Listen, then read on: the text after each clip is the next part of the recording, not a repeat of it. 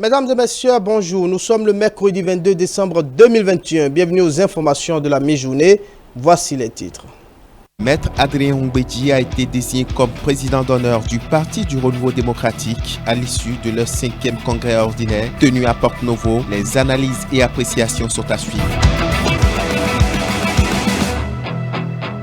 Le Centre de formation professionnelle diplômante des jeunes en abrégé CFODI Bénin met de nouveaux diplômés sur le marché de l'emploi. Ils ont reçu leur diplôme de fin de formation à Parakou. Les précisions sont à suivre.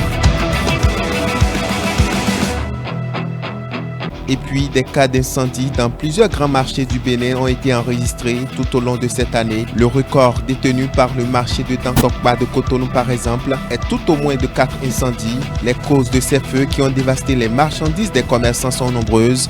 À suivre dans ce journal, le magazine que vous propose la rédaction à cet effet. Voilà pour le sommaire.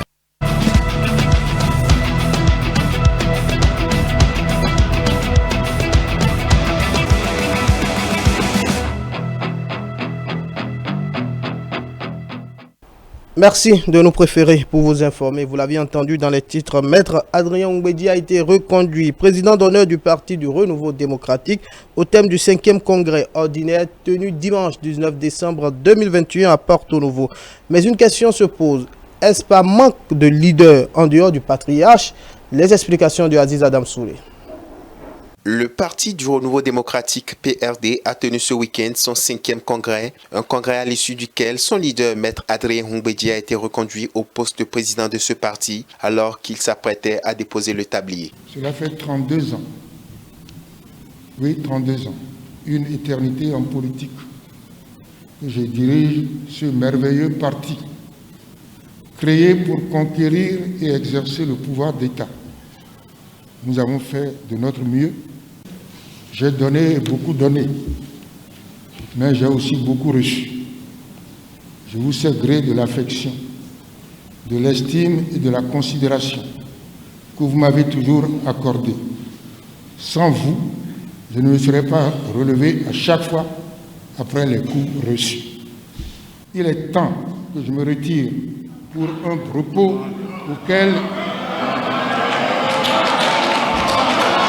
Après consensus, il a été donc reconduit à ce poste. Faut-il comprendre par là qu'il n'y a plus d'alternance au sein de ce parti politique? Reçu sur l'entretien du 12 décembre 2021, le délégué général aux technologies de l'information et de la communication et du numérique, Christian Parfait Awoyo, a levé l'équivoque. Il y a des mutations sous nos cieux. Nous n'avons pas peur de faire recours à l'innovation. Nous n'avons pas peur à remettre le pouvoir aux jeunes, aux femmes.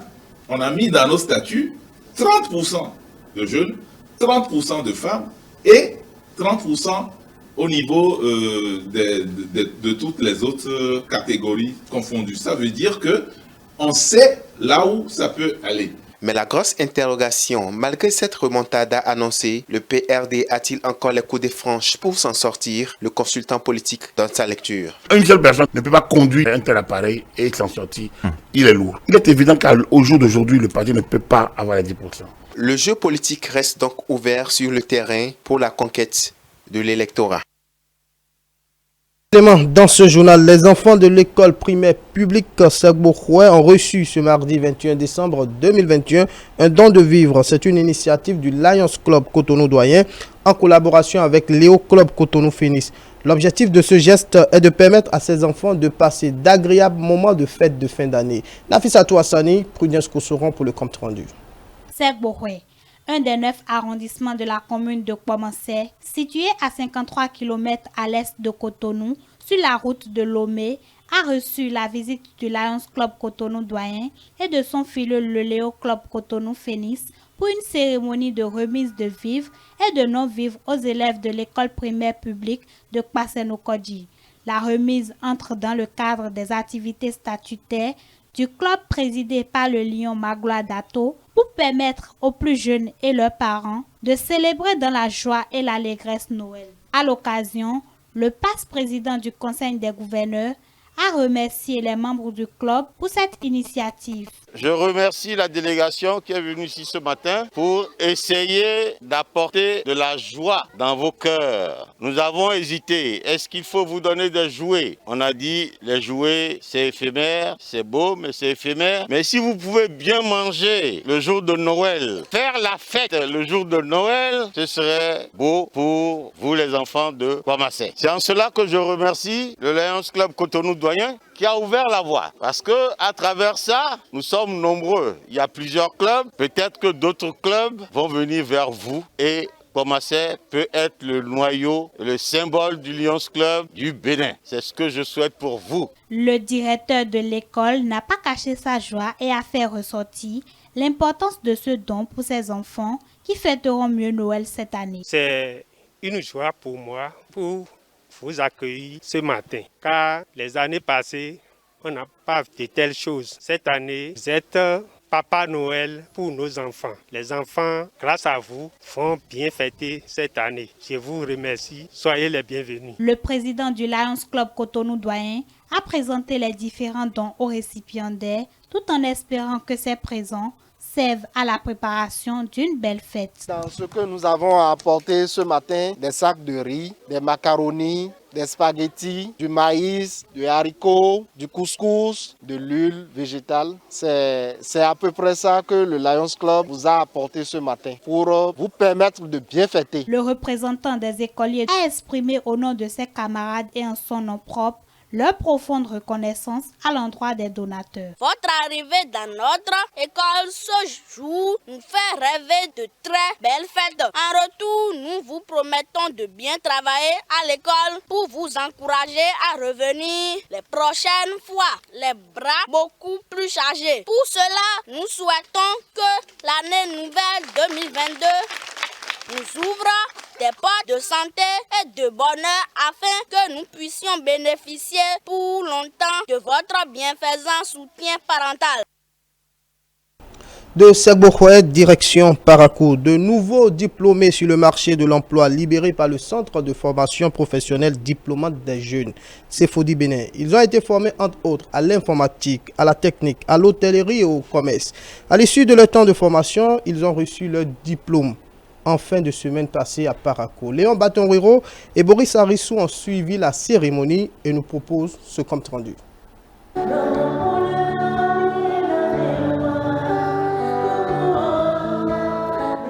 Pour la première fois depuis l'ouverture du site de Parakou en 2017, le Centre de formation professionnelle diplômante des jeunes, CFODI, organise une remise de diplômes à ses apprenants. Ils sont issus de différentes filières de formation et de 4 promotions. La cérémonie organisée à leur intention marque ainsi le couronnement des années d'études. Notre ambition en créant le Centre CFODI Bénin est d'offrir l'opportunité aux jeunes de se former dans des filières qui leur garantissent un emploi. Et depuis 2017 donc, l'apprenant dispose des filières qui lui permettent de vite trouver un emploi et de créer lui-même son emploi et d'être employeur grâce à la nature et la qualité de la formation donnée. CFODI Bénin forme dans 13 filières, réparties dans 3 secteurs différents. Nos attestations et diplômes sont reconnus parce que nous avons eu l'autorisation d'ouverture de l'État. Alors le bonus de notre centre, c'est la formation gratuite que nous octroyons à nos apprenants en auto-école. En cette occasion, des encouragements leur sont venus de leurs enseignants et parents, mais aussi du promoteur de l'établissement. En recevant leur parchemin, ces jeunes, hommes et femmes, disent leur reconnaissance à tous les acteurs qui ont contribué à l'aboutissement heureux de leur cursus. Il n'y a plus de moment meilleur que celui-ci pour rendre hommage à toutes ces personnes qui n'ont ménagé aucun effort pour que notre séjour chez CFODI soit une réussite. Merci pour le sacrifice consenti. Merci pour toutes les fois où vous nous avez montré de bons chemins. Et surtout, nous voudrions vous demander pardon si quelquefois nous avons laissé les bêtises de l'enfance nous hanter. Invités à la cérémonie de remise d'attestation, hommes politiques, mais aussi entrepreneurs et promoteurs d'établissements agricoles et hôteliers, Charles Toko croit savoir qu'il n'y aura pas de place au chômage pour ces jeunes. Vous allez atterrir sur un marché où on vous demande ardemment, jusqu'à présent, madame, la dernière fois on s'est eu au téléphone, jusqu'à présent, je n'en ai pas trouvé. Et ça me fait mal, ayant été maire de Parakou, actuellement premier adjoint, opérateur économique, pour recruter des cuisiniers que j'aille jusqu'à Porto Novo. Ça me fait très mal. Donc, chers amis, je pense que vous êtes sur le droit chemin et je vous encourage. Le centre de formation professionnelle diplômante des jeunes se donne le défi de former davantage à l'emploi et de marquer sa présence dans le septentrion. On reste dans la cité des Koboro pour parler à présent de la foire internationale de Parakou, donc la foire de la ville. Démarrée depuis le 5 décembre 2021, elle est une occasion d'exposition des articles de tout genre. Comment les stands sont-ils animés et quelle est l'ambiance qui prévaut sur les lieux? La réponse avec Dieudonné Babatunde et Boris Arisso. Une belle combinaison de sonorités d'instruments de musique traditionnels dans cet espace restreint. Loin d'un spectacle grand public, c'est l'un des stands de la Foire internationale de Parakou, la 4e du genre, et à toutes les éditions, le village du Burkina Faso, le pays des hommes intègres, marque sa présence par une cohorte d'exposants. La Foire de Parakou, je l'ai commencé tout au début, depuis 2017, et je suis toujours présent. Tant que je suis là, je n'ai pas de tournée en Europe, je suis toujours à Parakou. Voilà, Parakou, c'est une ville qui m'anime et que j'aime beaucoup.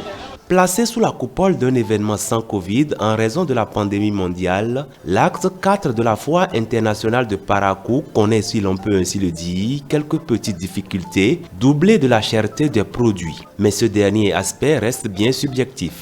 Cette année, il n'y a pas beaucoup de clients qui rentrent, mais un peu l'achètent, mais il y a un peu de changement comme toujours. Si les vendeurs peuvent aussi revoir les prix des produits, c'est très bien. Sinon, les gens, vraiment, ils en veulent vraiment, mais ils n'ont pas les moyens pour pouvoir acheter les produits. Dire que c'est cher d'un côté, oui. De l'autre côté, non. Parce que déjà, c'est de l'art. Chaque instrument que tu crées, c'est juste unique. Donc après, je pense que ce n'est pas tellement cher. Mais pour le citoyen lambda, peut-être, mais je pense que le coût est abordable. C'est un événement qui cadre bien avec la vision du chef de l'État dans sa volonté de promouvoir et de valoriser la production locale pour mieux révéler le Bénin aux autres nations. C'est dire toute l'importance qu'accorde le président Patrice Talon à pareilles initiatives et dont le ministre Ablaye Biot-Tchané en fait le témoignage lors de la cérémonie d'ouverture de la FIP 2021. Par la présence aussi nombreuse des acteurs économiques locaux, nationaux et de la sous-région, vous affirmez l'importance de cet événement riche en diversité économique nationale et sous-régionale.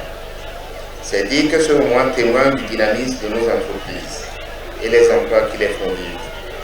Il est aussi l'expression de la politique publique qui accompagne les entreprises pour créer et innover davantage. Elle est aussi notre reconnaissance que l'intégration économique est partie de notre stratégie économique nationale. En effet, la place qu'occupe la promotion de l'économie locale, l'artisanat, le tourisme et la culture oblige l'ensemble du gouvernement, sous la direction éclairée de son chef, à soutenir de telles initiatives. Et c'est ce qui justifie la présence de la forte délégation gouvernementale que je conduis aujourd'hui. Mais en attendant les derniers clients et visiteurs, ceux qui font déjà le déplacement du champ de foire de Parakou peuvent savourer de belles sonorités comme celles offertes par cet exposant artiste musicien.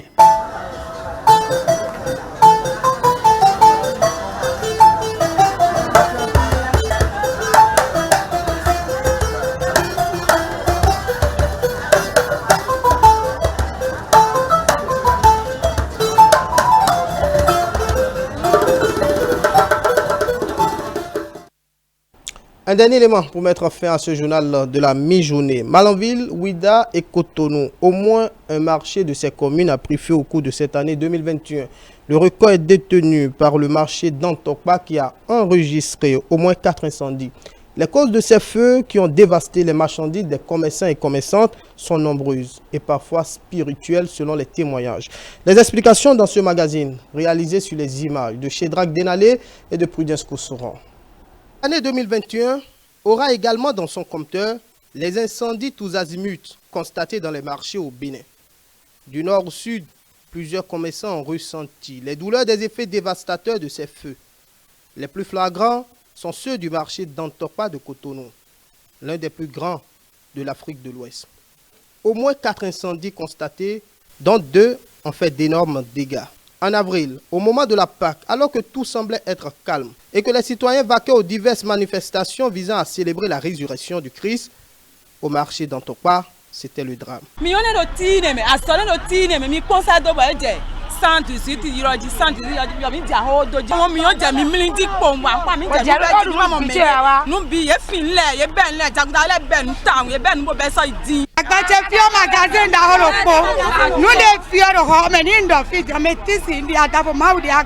À chaque moment, les autorités descendent pour le constat.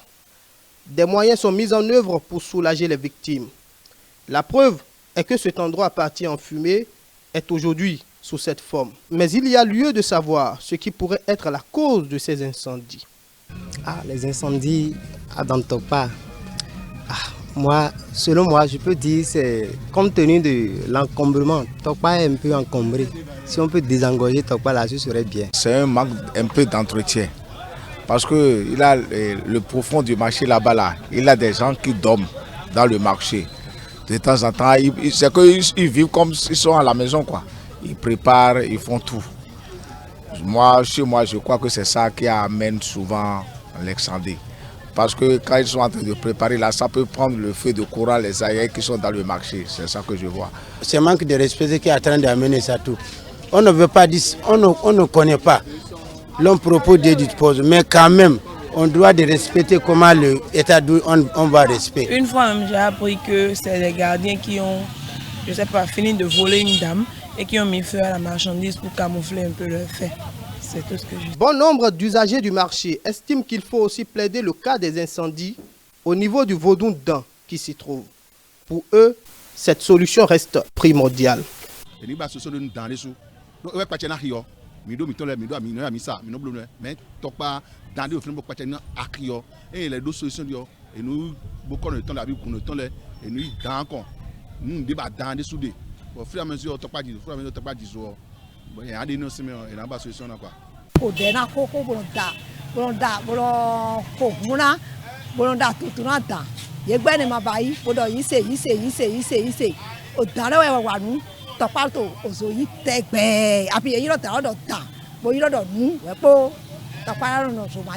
Elle confirme et atteste qu'une fois que la consultation du Vaudou sera faite, suivie du respect de ses exigences, le marché ne prendra plus feu.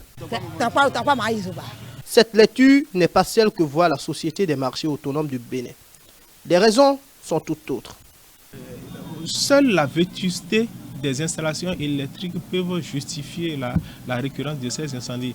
Et généralement, les causes de ces incendies, après les enquêtes, sont liées à des courts-circuits au sein du marché. Ça peut partir d'une boutique et d'un compteur, et puis le dégât est là. Il y a la vétusté des installations électriques. Ça, c'est un premier point. Deuxième point, il y a ce que nous appelons généralement les toiles d'araignée au sein du marché. Et puis, l'autre chose, entre-temps, il y a des usagers qui font des branchements clandestins. Il y a toutes ces actions qui sont souvent à la base des courts-circuits.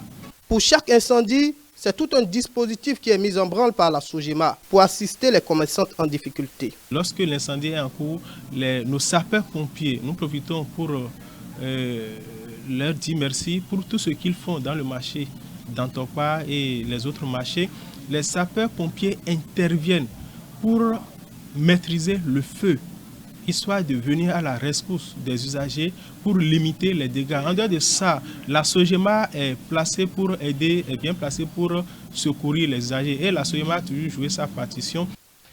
Même les usagers du marché reconnaissent le dynamisme dont fait preuve la Sogema. Seulement que certaines victimes du dernier incendie du mois de novembre 2021, continuent de s'alarmer. Elles n'ont pas encore trouvé satisfaction et ont fait leur déballage.